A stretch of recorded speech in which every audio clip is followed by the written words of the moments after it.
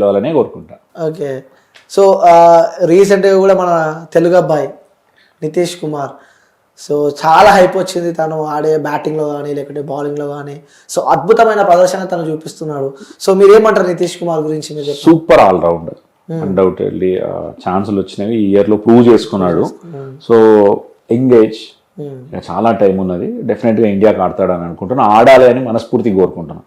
ఎందుకంటే నితీష్ 50 కొట్టినప్పుడు, ఫస్ట్ 50 కొట్టినప్పుడు మన ఐపీఎల్లో కామెంటరీ చేసింది నేనే. తెలుగు అబ్బాయి, తెలుగు తేజము, ఒక భరోసా ఇచ్చాడు ఎస్ఆర్హెచ్ టీంకి అని కామెంటరీ చెప్పింది కూడా నేనే. వెరీ హ్యాపీ అనిపించింది. ఆడాలి, ప్రూవ్ చేసుకోవాలి. అండ్ ఏజ్ వచ్చి కొంచెం ఎక్కువ మ్యాచ్లు ఆడుతున్న కొద్దీ ఆ ఎక్స్పీరియన్స్ వస్తుంది, ఎక్కువ ఎక్స్పోజర్ వస్తుంది. డెఫినెట్గా ఫ్యూచర్లో ఇండియాకి ఆడతాడు అనుకుంటున్నాను. ఒక కీ ప్లేయర్ అవుతాడు. ఎందుకంటే ఇండియన్ టీంలో మనకి ఫాస్ట్ బౌలర్ కమ్ బ్యాటింగ్ చేసేటువంటి ప్లేయర్స్ చాలా తక్కువ ఉన్నారు. ఎగ్జాంపుల్ చూసుకుంటే ఇప్పుడు మనకి Hardik Pandya, vice captain for team India ఈరోజు. ఆ తర్వాత మనకి నెక్స్ట్ లైన్లో ఎవరు ఉన్నారు అంటే పెద్ద గొప్పగా చెప్పుకోవడానికి ఎక్కువ పేర్లు లేవు. శార్దుల్ ఠాకూర్, చాహర్ లాంటి ప్లేయర్లు ఉన్నారు. బట్ వాళ్ళకి ఇంజురీ కన్సర్న్స్ ఎక్కువ ఉన్నవి, చాలా ఏళ్ళుగా క్రికెట్ ఆడుతున్నారు. సో వీటిని కనుక అట్లాంటి ఇంజురీ కన్సర్న్స్ లేకుండా జాగ్రత్తగా ఉండి ఫిట్నెస్ మెయింటైన్ చేసుకుంటే కనుక, కాన్ఫిడెన్స్ని పెంచుకుంటే Nitish undoubtedly future Indian player. Okay. అంటే రీసెంట్గా ఒక కాంట్రవర్సీ నడుస్తుంది సార్ నితీష్, లైక్ ధోనిని విరాట్ కోహ్లీ మధ్యలో కూడా ఒక ఇష్యూ. అంత టెక్నికల్గా ధోని ఆడలేడు విరాట్ కోహ్లీ అంత అని చెప్పి కూడా నితీష్ చెప్పడం. నేను యాక్చువల్గా నేను అది పూర్తిగా చూడలేదు. నేను బేసిక్ ఏంటంటే నేను చూడలేదు, అది ట్రోల్ అవుతున్నదే చూసాను. బట్ ట్రోల్ అవ్వడంలో నేను అనుకుంటా ఏంటంటే దాని ముందరగా వెనుకదో ఎగరగొట్టేసి ట్రోల్ అవ్వడానికి ఆ పాయింట్ ఇరికిచ్చారేమో నేను అనుకుంటున్నాను. ఓకే. ధోని బాగా ఆడలేదు అన్నది కాదేమో నితీష్ చెప్పింది. టెక్నికల్ గా కొంచెం విరాట్ కోహ్లీతో పోల్చి ఒక్కొక్కరు ఒక్కొక్క కైండ్ ఆఫ్ గేమ్ అండి. వీరేంద్ర సెహ్వాగ్ది eye hand coordination, Yashasvi Jaiswal ఒక kind of game, Sachin Tendulkar ఒక కైండ్ ఆఫ్ గేమ్, ధోనిది ఒక తరహా గేము, విరాట్ కోహ్లీ ఒక తరహా గేము, రోహిత్ శర్మది ఇంకో రకమైనటువంటి గేము. ఒకళ్ళ స్టైల్కి మనం కంపారిజన్స్ అవసరం ఉండదు. అందరు ఇండియన్ టీమిండియాకి ఆడుతున్నారు అనుకున్నప్పుడు ఆ జెర్సీ వేసుకున్నప్పుడే గొప్ప, అదే గ్రేట్, అక్కడికి ఫీల్ అవ్వాలి. సో ప్రూవ్ చేసుకోవాలి. నువ్వు ఏ ఫ్రాంచైజీకి ఆడితే ఆ ఫ్రాంచైజీకి ఆడడం గొప్పే. అంత ఈజీ ఏం కాదు. వందల్లో మంది ఆడుతున్నారు, వేల లక్షల మంది ట్రైనింగ్ చేసుకుంటున్నారు. అవకాశాలు వచ్చేది ఎంతమందికి? చాలా తక్కువ మందికి.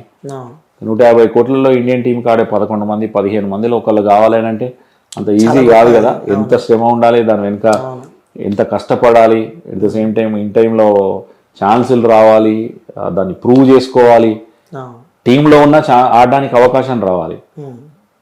మామూలుగా ఏదో ఎక్కడో డౌన్లో వచ్చో లేకుంటే ప్రెజర్లో వచ్చినప్పుడు అవుట్ అయిపోతే డోర్స్ క్లోజ్ అయిపోతాయి.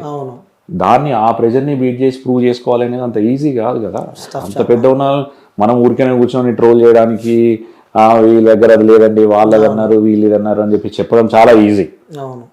ఎందుకంటే ఫ్రీగా మాట్లాడేయచ్చు కాబట్టి అంతే. అంటే ఎంతమంది టీం ఉన్నా అందులో ఒక ప్రత్యేకత ఉంటుంది సార్. అంటే మనకంటే ఒకరు ఇష్టము అని ఉంటుంది. సో మీకు ఇండియా టీంలో ఎవరి ఇష్టం అంటే ఏం చెప్తారు? ఇప్పుడున్న టీంలో నాకు రోహిత్ శర్మ, ఓ సూపర్, బూమ్రా. డెఫినెట్గా మీ ఫేవరెట్ ప్లేయర్ ఇప్పుడు నా వల్ల నాకు రోహిత్ శర్మ, విరాట్ కోహ్లీ బ్యాటింగ్ లో. అగ్రెసివ్నెస్ అంటే కూడా మీరు ఒకటి చెప్పాలని నేను చూసిన, aggressiveness Virat Kohli aggressive definite గా ఉంటుంది కదా. విరాట్ కోహ్లీ గేమ్ అట్లాంటిది, తన నేచరే న్యాచురల్ గా అట్లాంటిది, అగ్రెసివ్ ప్లేయర్. ఈ రోజు వచ్చింది కాదు కదా. విరాట్ కోహ్లీ చిన్నప్పటి నుంచి ఆడుతున్న విధానం అది, తన స్టైలే అది. ఏ కైండ్ ఆఫ్ క్రికెట్ ఆడినా, టెస్ట్ ఆడినా, T20 ఆడినా, వన్డే ఆడినా గెలవాలి, డిజైర్ టు విన్ అనేది, గెలవాలి అన్న ఆ మోటో ఉంటుంది చూసారా, అది ఎనీ టైం ఉంటుంది.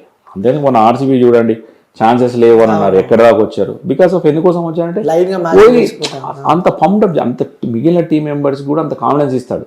తను ఒక్కడే ఆడడం కాదు, తను ఆడడంతో పాటు మిగిలిన టీంని కూడా పట్టుకొని ముందర తీసుకెళ్తాడు. ఎవరన్నా కన్నా ఒక లూజ్ ఉన్నా, కొంచెం కాన్ఫిడెన్స్ లూజ్ అయిపోయినా కూడా నీకు ఎందుకు నేను ఉన్నా అని చెప్పి సపోర్ట్ ఇచ్చి తీసుకెళ్ళగలుగుతారు. సో అది ఇంపార్టెంట్ స్పోర్ట్లో.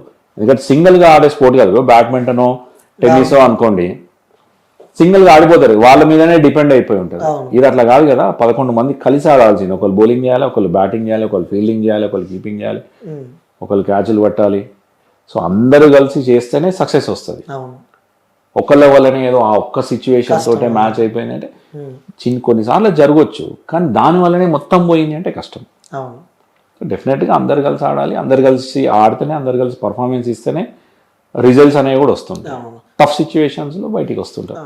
అప్పుడే అంతదాకా రీచ్ అయ్యారంటేనే ఆల్రెడీ అట్లాంటివి ఎన్నో సిచ్యువేషన్స్ని దాటి వెళ్తారు. అవును. సో మీరు చాలానే కామెంటరీ చేసి ఉంటారు. సో అందులో మనకంటూ కొన్ని ఫేమస్ సరే మీ రీల్ ఎప్పుడైనా మీరు చూసుకున్నారు సార్ ఎక్కువ సార్లు రీల్ చూస్తాను. నేను యాక్చువల్గా ఏంటంటే కొంచెం ఫోన్ మీద తక్కువ టైం స్పెండ్ చేస్తాను. ఇంట్లో వాళ్ళు చెప్తూ ఉంటారు, ఫ్రెండ్స్ చెప్తూ ఉంటారు, అది ఇది కామెంట్స్ అని. అందులో మీకు నచ్చిన రీల్ ఏంటి సార్? నేను యాక్చువల్గా ధోనిది నేను ఎక్స్పెక్ట్ చేయలేదు, ఎక్కువ వచ్చేసింది. తర్వాత విరాట్ కోహ్లీ దాని బాగానే చెప్పాను. ఆ తర్వాత మహేంద్రుడు ఒకటి చెప్పాను, అది బాగానే ఉంది. తర్వాత నిమ్మకాయ అంటూ కూడా ఒకటి చెప్పాను, అది మామూలుగా నిమ్మకాయ అనేది ట్రెండింగ్ లో ఉండింది అప్పుడు. మన బ్యాటర్ కొడితే బాల్ ఆల్మోస్ట్ స్టేడియం బయటికి వెళ్ళిపోయినంత అయిపోయింది. కెమెరాలో బాల్ ని చూపించినప్పుడు సైట్ అన్నది లేదు, బేసిక్ గా చిన్నగా అయిపోయింది. ఆల్రెడీ నిమ్మకాయ ఉంది మనకు తెలుసు, దానికంటే చిన్నది ఏదైనా ఉందా రేగ్గా అనిపించింది చిన్నప్పుడు. అంటే ఊరికే ఆ ఫ్లోలో దాన్ని అక్కడ వాడేసాం. ఫుల్ వైరల్ డైలాగ్ కూడా వైరల్ అనేది అయితే ఉంటుంది, ఇంకా దాని గురించి నడిపించాలి. ఎక్కువగా దాని మీదనే చూసుకుంటూ దాని గురించి ఎక్కువ టైం అయితే స్పెండ్ చేయను, బీ ఫ్రాంక్. ఓకే. అంటే ఫ్యామిలీ సపోర్ట్ ఏ విధంగా ఉంటుంది సార్? అంటే ఇలాంటివి చూసినప్పుడు చాలా సంతోషం అనిపిస్తుంటది. ఫ్యామిలీలో హ్యాపీగా ఉంటారు, అందరూ హ్యాపీగా ఉంటారు. ఎప్పుడైతే కామన్ థింగ్స్, ఎప్పుడైతే పాజిటివ్ వస్తుందో అప్పుడు హ్యాపీ ఉంటారు, నెగిటివ్ వచ్చినప్పుడు లో అవుతుంటారు. నా పాయింట్ ఏంటంటే పాజిటివ్ ఉన్నప్పుడు హై అవ్వాల్సిన అవసరం లేదు, నెగిటివ్ ఉన్నప్పుడు లో అవ్వాల్సిన అవసరం లేదు.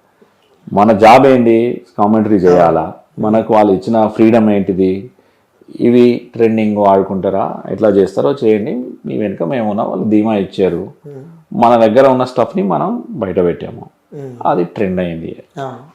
కొంతమందికి నచ్చొచ్చు, కొంతమందికి నచ్చకపోవచ్చు, మన జాబ్ కాదు. మన జాబ్ ఏంటి, అక్కడ ఉన్నప్పుడు చేయాల్సింది మన జాబ్. డెఫినెట్లీ ప్రతిదీ అందరూ వాళ్ళకి టీ నచ్చుతుంది, వాళ్ళకి కాఫీ నచ్చుతుంది, ఒకళ్ళకి బ్లాక్ నచ్చుతుంది, ఒకళ్ళకి వైట్ నచ్చుతుంది, సింపుల్ కదా. ఒకళ్ళకి కోహ్లీ నచ్చుతారు, ఒకళ్ళకి రోహిత్ శర్మ నచ్చుతాడు, ఒకళ్ళకి ఇంగ్లాండ్ నచ్చుతుంది, ఒకళ్ళకి ఇండియా నచ్చుతుంది, ఒకళ్ళకి టెన్నిస్ నచ్చుతుంది, ఒకళ్ళకి ఫుట్బాల్ నచ్చుతుంది, ఒకళ్ళకి క్రికెట్ నచ్చుతుంది, ఒకళ్ళకి బాస్కెట్ బాల్ నచ్చుతుంది. ఎవరి ఇష్టం వాళ్ళే, మనం ఎవరిని కాదనిలేం. సో అందరికీ ఒక్కటే నచ్చాలి అన్న పాయింట్ అయితే ఎక్కడ ఉండదు. సో దాని నుంచి నెగటివ్ పాజిటివ్ అవన్నీ పెద్దగా నేను అంత పెద్ద దిల్ మీద తీసుకునే.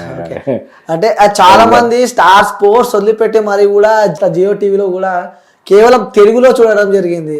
లైక్ నా ఫ్రెండ్సే కేవలం మీ కామెంటరీ కోసం కూడా నా ఫ్రెండ్స్ కూడా చాలా మంది మీరు ఎప్పుడెప్పుడు మాట్లాడుతున్నారు, ఎప్పుడెప్పుడు 6 పోతుంటుంది, ఎప్పుడెప్పుడు ఒక ప్లేయర్ గ్రౌండ్లోకి ఎంటర్ అవుతారు అని చెప్పి కూడా చాలా మంది వెయిట్ చేస్తున్నారు సార్. అంటే thank you so much, first of all attract అయిపోయారు మా వాళ్ళంతా. Thank you so much for that. అందరూ మీ ఫ్రెండ్స్ కూడా చెప్పండి, పర్సనల్గా థ్యాంక్స్ చెప్పాను. Thank you sir. అండ్ దాంతోపాటు ఏంటంటే యాక్చువల్గా ఏంటంటే చెప్పాను కదా, నేను ఇన్వాల్వ్ అయ్యి ఇష్టపడి చేస్తాను పని, ఇష్టపడి ఇన్వాల్వ్ అయ్యి చేస్తాను. మాతో పాటు అందరి సపోర్ట్ కూడా ఉండాలి, ఎందుకంటే వెనకాల మేము ఇప్పుడు కామెంటరీలో కనబడతాం, వెనకాల కనబడని డైరెక్టర్స్, ప్రొడ్యూసర్స్ వాళ్ళందరూ ఉంటారు, ఆ టీం ఉంటుంది. సో వాళ్ళందరూ కూడా సపోర్ట్ చేయాలి, పక్కన ఉండే కో కామెంటేటర్ కూడా సపోర్ట్ చేయాలి.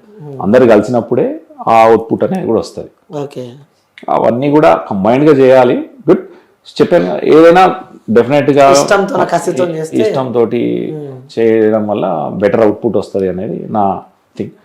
ప్రిపేర్ అయ్యి చెప్పడం అనేది కూడా ఒక ఇంపార్టెంట్ థింగ్ యాక్చువల్లీ బేసిక్గా. ఓకే, సో చాలా అంటే నేను అడుగుదాం అనుకున్న డౌట్స్ అంతా లైక్ మిమ్మల్ని ఆ స్క్రీన్ పైన చూస్తే చాలు ఇట్లా గూస్ బంప్స్ వస్తుంటాయి సార్, ఇంకా వినాలి. అదే యాక్చువల్గా గూస్ బంప్స్ ధోని చెప్పినప్పుడే అందరూ కూడా గూస్ బంప్స్ అనేది ఎక్కువ ట్రెండ్ అయిపోయింది. నేను చూడలే, ఫ్రెండ్స్ అందరు కూడా అవే చూసి చాలాసార్లు చెప్పారు, ఏమంటారు కైండ్ ఆఫ్ గూస్ బంప్స్ అనేది ట్రెండింగ్ లోకి వచ్చేసింది. ధోని గూస్ బంప్స్ కానీ ఇంద్రుడు మహేంద్రుడు అని హెడ్స్